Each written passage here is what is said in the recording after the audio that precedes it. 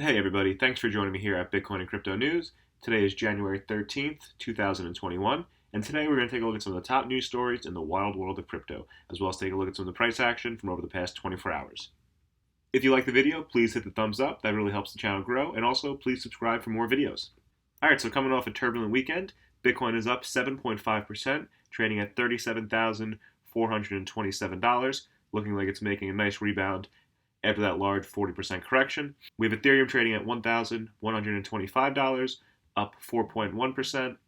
XRP breaking over the 30-cent mark, trading up 2.5%. And we got Polkadot doing big boy things, up 30.9%, trading at $11.03. Moving all the way into the top five, Litecoin is up 6%, trading at $144. Cardano up 5.5%, trading at 30 cents. We have Bitcoin Cash trading at $494, up 5.9% for the day, as well as Stellar up 6%, trading at 30 cents. And we have Chainlink up 11.8%, trading at $16.07. So as you can see, a very green day. And let's take a look at some of the top performers. And with the number one spot, we have Thorchain up 34.7%, followed by Polkadot, like we spoke of, up 30.9%, as well as OX up 19.3%, Kusama up 18.7%, but all in all, within the top 100, basically everything is green. And that's enough of the price action. Let's get into the news. All right, and before we get into the news, I want to just take a quick look at Bitcoin's chart. So I'm not a trader in any way. I don't use TA or technical analysis. It's just not in my skill set. But I have been in the space through multiple price runs and following corrections. And I do believe that the ability to zoom out during times of mania, whether that's upward price movement or on the flip side as the price is crashing back down. So I just wanted to take a look at the overview of Bitcoin's price history. Looking at the chart, I have from early 2014 all the way through mid-2020. So if we're looking right here at this peak that was during early 2017 all the way through the end of 2017, where we had the blow off top of right around $20,000. Something that I want to focus on is if we look all the way back to 2014, right here that I have circled on the screen, what looks like nothing, just a tiny little bump. If we go in and zoom in, this was Bitcoin's 2013 and 2014 bull run, during which we had plenty of big run-ups followed by sharp corrections. And if you look, we peaked out around $1,150 or so, and then we crashed back down over the next month down to around $400.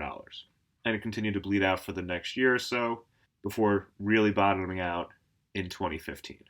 And then we began to rise back up. And if you look, that's the part that I have circled right there, is all of that price action. And when we zoom out to the 2017 run, you can barely even notice it. And now let's go one step further and look at the run that we're in right now that has just began. Just looks like another day. And that 2013 to 2014 run was actually more sharp of an increase than the 2016-2017 bull market. So with all the crazy turbulence that's going on with Bitcoin breaking above 20,000, going past 30, and even breaking above $40,000 and then crashing down 30% in one day, it's very important to remember to zoom out. I believe that this crazy run in 2016-2017, when we're done with the current bull cycle, will look a lot like the 2013-2014 cycle, where it'll be almost unnoticeable when you're looking at Bitcoin's history. So if you believe in the space and Bitcoin's ability to become a reserve asset for the world, the crash and correction that we're currently in will not seem that bad in the not too distant future. It'll just be a tiny little blip on Bitcoin's crazy chart. So it's key to remember when the market's going crazy, whether it's going up or going down, zoom out. Part of the bull market is that there will be corrections. Okay, and with that out of the way, let's get into the news. And first up, we take a look at some of the whale movement in the last 24 hours. As we take a look at the crypto whale trading bot that you can find on Twitter under Whale Alert, there were 15 transactions that witnessed the movement of 55,736 Bitcoin, worth $1.97 billion. The largest transaction of the day involves the relocation of 17,283 Bitcoin, worth $627.4 million, from a wallet of an unknown origin to another wallet of an unknown origin. So this just may be a long-time holder or an institution moving its funds around. With this amount of money being sent back and forth, many people are trying to jump to conclusions to see what it all means. If we take a look at the 6 largest crypto holders who moved their Bitcoins from private wallets onto crypto exchanges, which can be a sign that these holders are planning to sell or trade their coins. Although this doesn't mean that they will in fact sell or trade, the onflow to exchanges of Bitcoin can usually forecast that some selling will occur. Taking a look at these transactions, we had one for 700 Bitcoin, another for 805, one for 3,000 Bitcoin worth $104 million, another for 2,500 worth $87 million, as well as one for 745 Bitcoin and 734 Bitcoin. But to slow down the bearish sentiment, it should be noted that there was also 6 mega transactions from exchanges to unknown wallets, with all of them moving over 1,000 Bitcoin, as well as 4 of them moving over 3,000 Bitcoins off exchanges to unknown wallets. So as some whales may be looking to sell or trade, there are some that are taking advantage of the dips and moving funds to their wallets for what can be assumed as long-term holding. So with all these whales buying and transferring Bitcoin, what does this mean for the rest of us? Was 42,000 the market top, or are we just getting started? Right now, there are really 2 viewpoints on the topic. Some believing that Bitcoin is in its price discovery range, like back in early 2016, where it broke past its all-time high, and then corrected for a bit before going from $1,000 all the way up to $20,000. While others think the market has peaked and it is now transitioning into a bear market. And that leads us into our next story, so first let's take a look at the bullish side, which personally I believe is the correct view for the market. During the rise in 2013 and 2014 from $1,000 to $20,000, there were many pullbacks of 30 to 40%. There are actually 5, in fact, that range between 30 and 40%, before we were able to almost reach $20,000. This was such a trend that on the way to the new all-time high, and when we passed 30K and 40K, many were asking where the 30% pullback was. Well, it finally showed up. Looking at the graph on the screen, we can actually see that there were 9 corrections during the 2017 bull run, ranging from 21% all the way up to as high as 40%.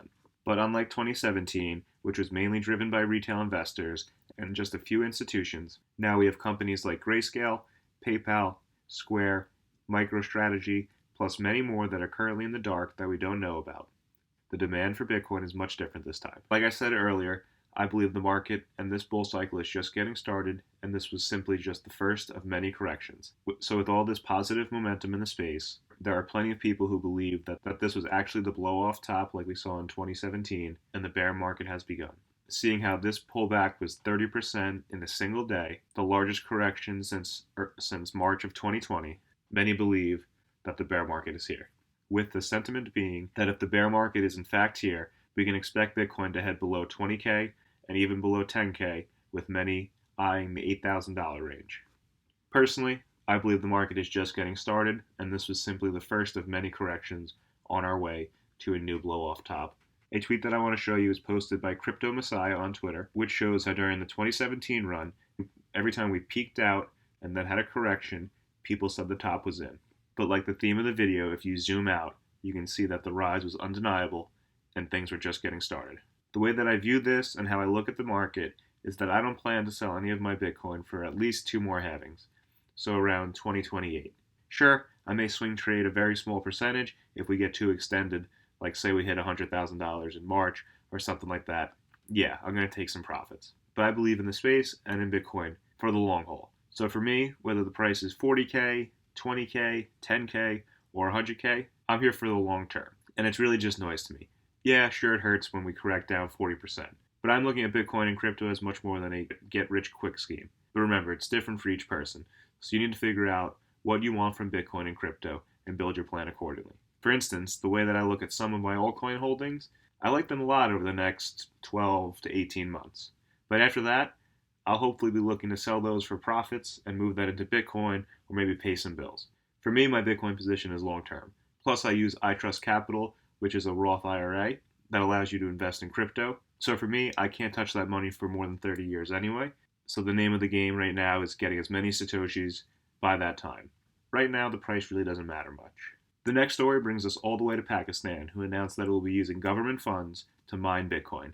This move comes as their economy has been slowing down over the last few years, and this was before COVID, which has wreaked havoc on all economies, even the strongest. This move marked one of the first instances of a government using its own funds to mine Bitcoin, looking to make a profit. So as Pakistan turns to Bitcoin mining as a way to stimulate their economy, they're actually not the first.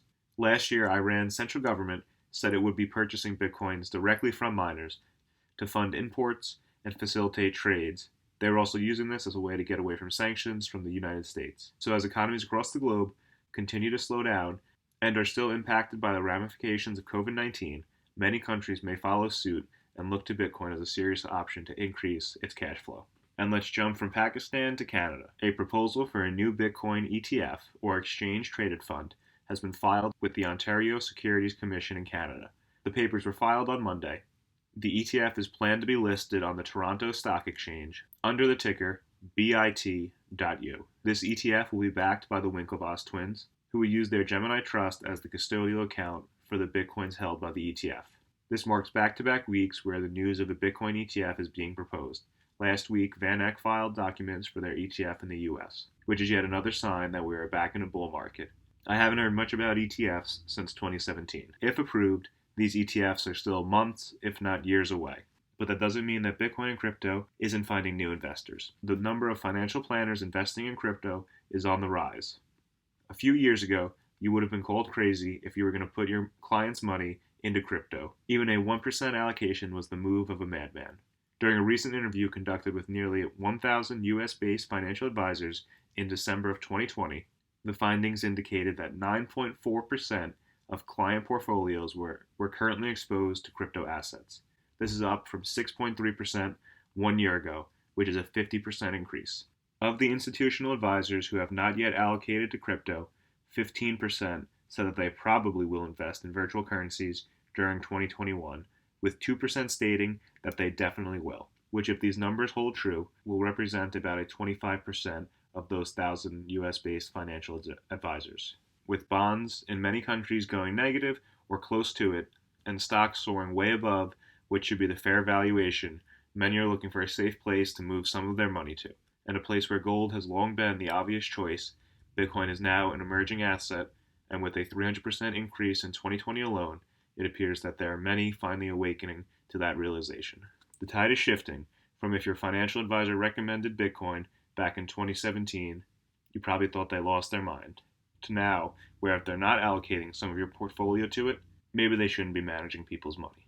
An interesting quote that I heard during Anthony Pompliano's most recent podcast, where he sat down with Rick Edelman, who is the chairman of his own financial service company, in which he pointed out that companies that were built for success in the 20th century will fail in the 21st, which we're actually seeing if you take a look at the biggest companies in the world. For the most part, they were not here 20 years ago, aside from Apple, who has drastically changed their services. Think of companies like Google, Facebook, Twitter, Amazon, Tesla. All of these companies were not designed for the 20th century, but instead for the 21st. Now compare those to all those legendary companies that have either filed for bankruptcy or gone out of business already. So you have to think of your investments the same way. Are they built for the 21st century, or are you holding on to too much history from the previous century? And I will leave you with that. I want to thank you for joining me here today, and if you liked the video or found the information helpful, please hit the like button. That really helps get the video out to more people. Also, if you haven't already, please subscribe. I upload videos daily on the top stories in the crypto space. Let me know what you think in the comments section. Do you think the bull market is over, or are we just getting started? Also, if you have a financial advisor, have they brought up Bitcoin to you? If they haven't, do you think they even understand it? Let me know what you think in the comment section down below, and as always, the links to the articles will be in the description. Thanks again for joining me, and remember, buy the dips, stack sats, and chill.